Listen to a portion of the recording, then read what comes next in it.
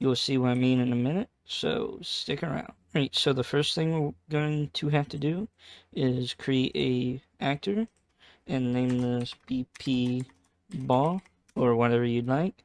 You can do this without having an actor, but if you want stuff to like happen when the ball bounces and whatnot, then it's best to just go ahead and make it an actor. So we'll go ahead and open it up, and inside here we are going to add one component, and it's just going to be a sphere, and it's a little big, so set the scale to 0.5 on everything. You can keep it 1 if you'd like, or make it even bigger. It's up to you. And then next, what we're going to have to do is scroll down here and hit Simulate Physics and Mass in Kilograms. And now this is where some settings that you can set to what you prefer can be messed around with. So we could set the mass to something like 10.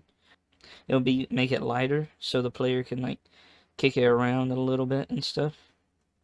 And now we can come up here and compile and save and move on to the next step.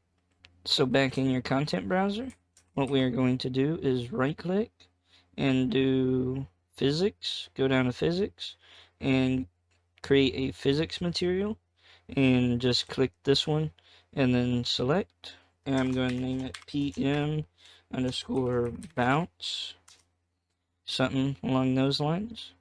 Open it up, and then this is where more settings can be messed with to your liking. The friction right here is how easily things can be controlled, like sliding wise. So if you want it to slide around a lot, you could do like 0.05, but if you don't want it to slide around, you could go something like 1.5, somewhere around there. I don't know exact like real world numbers of like a bouncy ball, so I couldn't really tell you that, but you can just play around with the values and find what you like. And then down here in friction combine mode, we have to check this override, and you can mess with stuff here again. This will override the friction and determine which value we should go with, basically.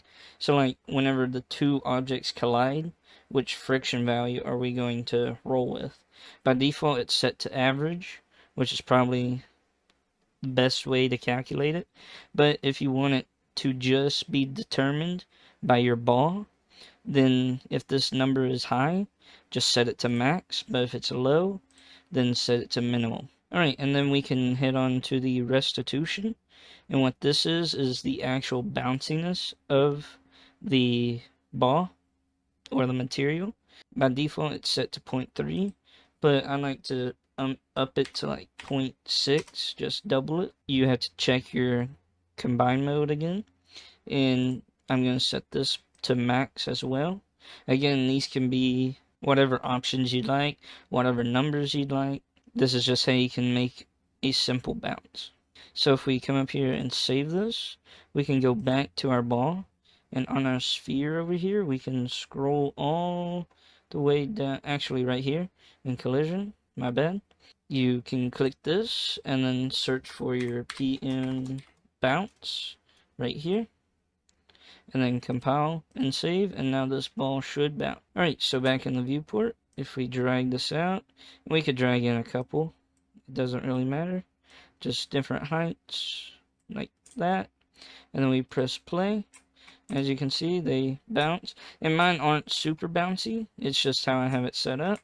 But if you mess with the values a little bit, you can get them to bounce a lot more, but they bounce a little bit. Alright, well I hope you enjoyed the video, and if you learned something or found it interesting or found it useful, then subscribe for more, leave a like, and I will see you in the next one.